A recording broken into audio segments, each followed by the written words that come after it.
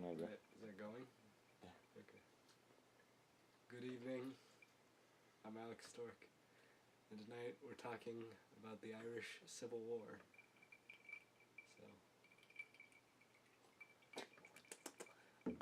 So to talk about the Irish Civil War, you gotta go back first and talk about the little thing called the Irish War of Independence. But we're not really gonna talk about that. You just gotta know that it happened.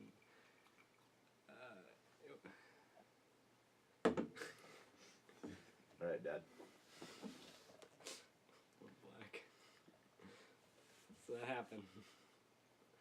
I'm not gonna talk about that. It happened. This crazy war where Ireland was like, hey, we want to be our own thing, but England was like, nah, that's stupid.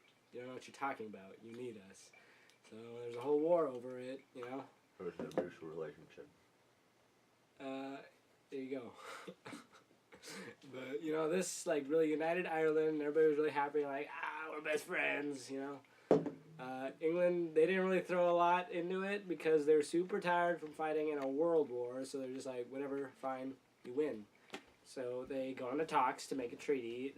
That treaty was the Anglo-Irish Treaty. Yeah. England pitched out an idea. They were like, here's the deal. You can be in charge, but really, we're in charge, right?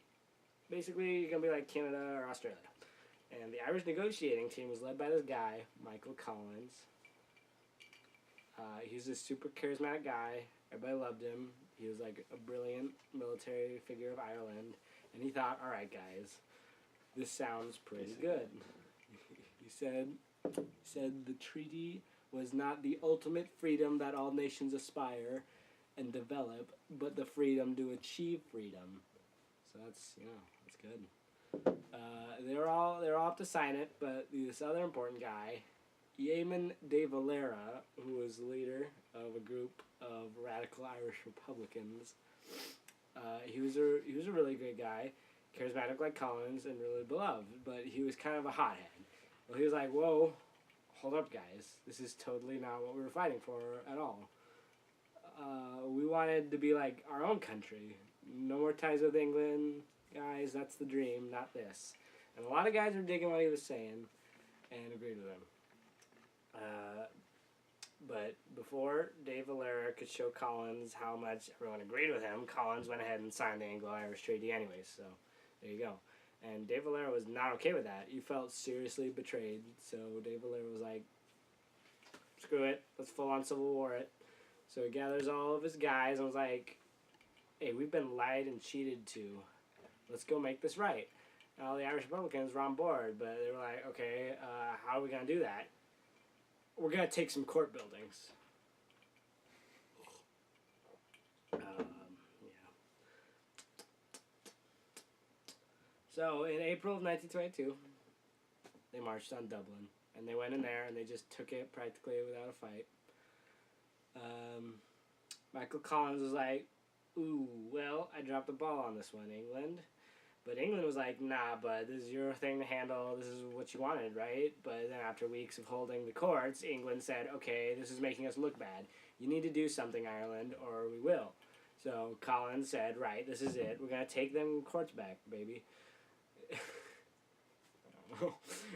England, though, was like, listen, we're going to help you out here. Here's some machine guns and artillery. It's really great. Use it.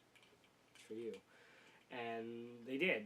The pro-treaty forces, they went and bombed the living bejesus out of the Republicans holding the courts. And they came out and were like, yep, that did it. We're out.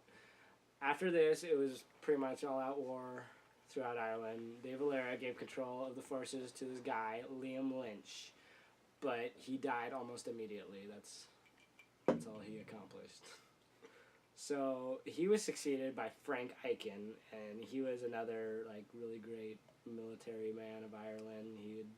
He fought in the war for independence, and he knew what he was doing.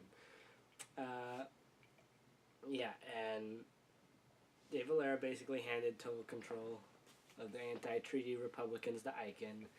The pro-treaty forces were basically under total control of the British, namely under Winston Churchill.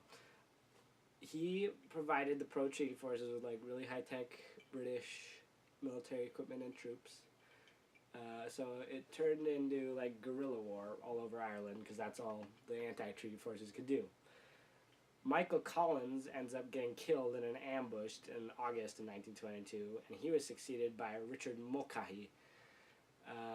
And that's a great name. The anti-treaty Republicans are being just outclassed and outmaneuvered at every corner by the pro-treaty Irish and the British. And on May 24th, 1923, Frank Aiken called for a ceasefire, and the war came to an end.